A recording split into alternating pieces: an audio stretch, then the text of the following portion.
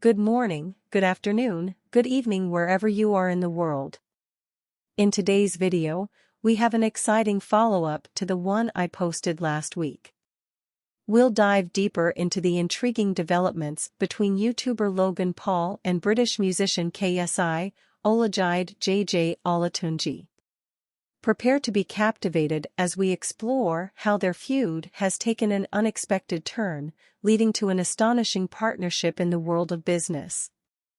Stay tuned as we unravel the fascinating details and uncover the latest chapter in this remarkable journey. So, later after the boxing match, Logan Paul and KSI have surprised their fans by calling off their feud and becoming business partners instead. They made this announcement through an Instagram live session. Rather than sharing information about a potential rematch in the boxing ring, they revealed that they have created their own drinks company called Prime Hydration. This unexpected partnership marks a significant shift in their relationship and demonstrates their willingness to collaborate on entrepreneurial ventures. Fans of longtime rivals Logan Paul and KSI have been left bitterly disappointed after the joint announcement they had been teasing wasn't what fans had expected.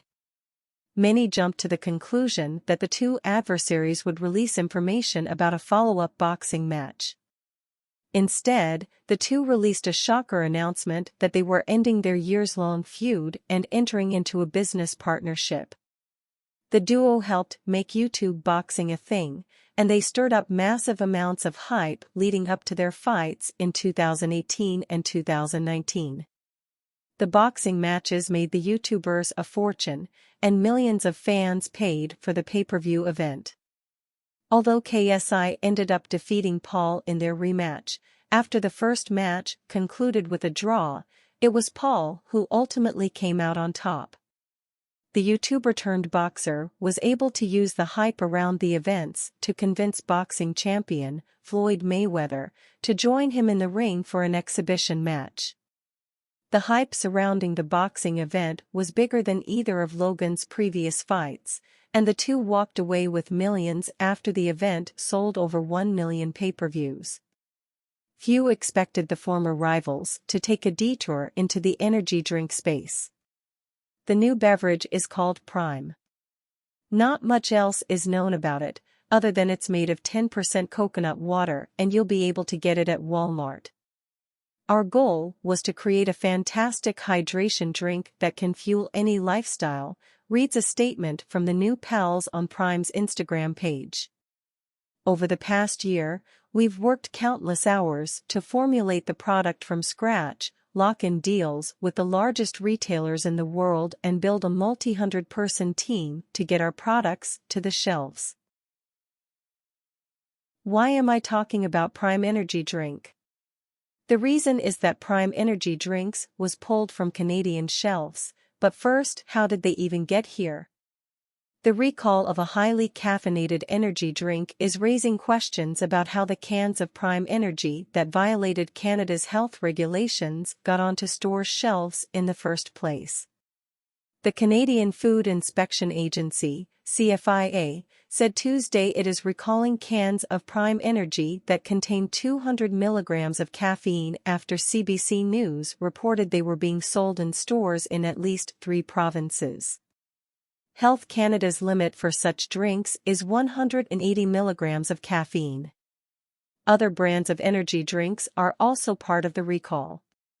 One food law expert says, most often, items that violate Canada's health regulations were exported by foreign manufacturers who don't know the rules.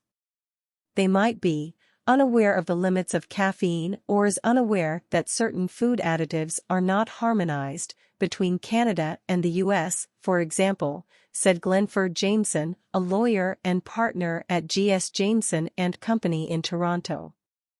It would be up to a distributor to restrict the access, he says.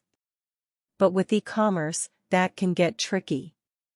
Jameson says big online retailers have struggled to follow regulations, but that the industry has seen improvements in making sure products follow each country's standards. Another common way is through a third country. A manufacturer might sell its product into another territory, where a distributor or merchant ends up exporting it to Canada, without letting the manufacturer know. They've created this product, it's deemed not to be safe or at least not compliant in Canada, yet it's arriving here, and so then how do they manage that, he said. It's a really difficult problem. As an example, people were able to purchase a 200 milligram can of Prime Energy at a store in Montreal on Wednesday. Workers there said it was imported from the U.S. Prime said previously it complies with federal regulations in its markets, but was unable to explain the presence of the drinks in Canada. The cans with 200 milligrams of caffeine are intended for the U.S. market. The company claims to have a Canadian version with 140 milligrams of caffeine. Difficult to police. Jameson says, even though food and drinks are supposed to be regulated at the border, agencies often miss items. If you sort of picture the amount of goods that come into Canada on any given day, it's sort of difficult to police this sort of thing, he said. While the CFIA establishes the rules for food, drink, plants, and similar products coming to Canada, it's the Canada Border Services Agency, CBSA, that enforces those requirements before the goods are released into Canada, according to the CBSA. The CFIA is often quite reactive, said Jameson. They don't spend a lot of time patrolling shelves or rifling through boxes at the border for lower-risk products like Prime Energy, he said. Dr. Jane Shearer, a kinesiology professor at the University of Calgary, says caffeine shouldn't be under the CFIA purview because it's a drug. It's highly problematic, she said. I think energy drink companies have been largely in charge here, and the Canadian government needs to do more on getting a handle on what's in the market. This is not the first time we've seen products in the market that exceed Health Canada regulations. Health Canada's recommended maximum caffeine intake for children up to age 18 is 2.5 milligrams per kilogram of body weight per day. For adults, it's no more than 400 milligrams. Coffee can sometimes have more than 180 milligrams of caffeine in a single serving, and is not as strictly regulated. But experts say the concern with energy drinks is how they're marketed and whether it's to vulnerable demographics.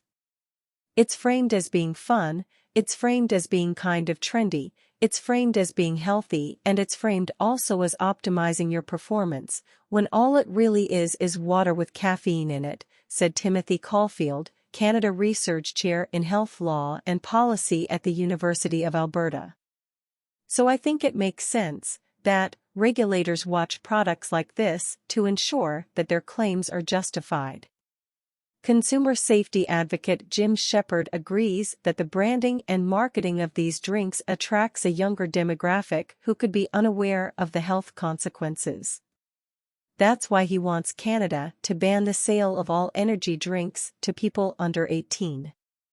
Shepherd, who lives in Toronto, believes that his son Brian's consumption of a caffeinated energy drink caused the 15-year-old's death in 2008. An autopsy found that Brian experienced an acute arrhythmic event following a paintball match. The only drug in his system was caffeine, according to Shepherd. It wasn't until months after Brian's death that Shepherd said he was told an energy drink company had attended the match and gave out samples of the drink, which his son consumed. Since then, he's been advocating for better regulations. There's been some changes, but it's 100% not enough, he said. They really haven't properly protected youth and children. I really don't care if an adult drinks the drinks, as long as they're aware, and I think that's the part that's key is most of them are not aware. Over the years, research has shown that these sorts of drinks can have bad health effects on people. This review of recent research says that energy drinks can create anxiety, insomnia, irregular heart rhythms, and sometimes death. Shepard says he wants to see the CFIA become more proactive and issue more penalties to bad players. Before we conclude, I want to address the recent invitation Marwa extended to Maya for a boxing match. It's important to clarify that Marwa's intention was not malicious in any way. In fact, I see it as an opportunity for growth and reconciliation.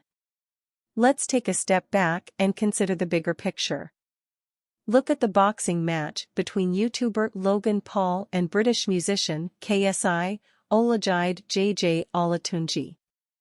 They were once rivals, but they turned that rivalry into a successful business partnership. Who knows, Marwa and Maya might find themselves on a similar path. Rather than perpetuating animosity, they could explore the possibility of collaborating on projects that can positively impact their communities. Together, they have the potential to inspire and uplift African people and beyond. In the end, it's not about who wins or loses in a boxing match. It's about the transformative power of unity, forgiveness, and working towards a greater purpose. Let them rise above their differences and create a future where they can both thrive. To everyone watching, let's remember that growth and progress can come from unexpected places. Let's keep an open mind, embrace the potential for collaboration, and together, make a positive impact. Thanks for watching. Please comment, share, and subscribe. See you next time.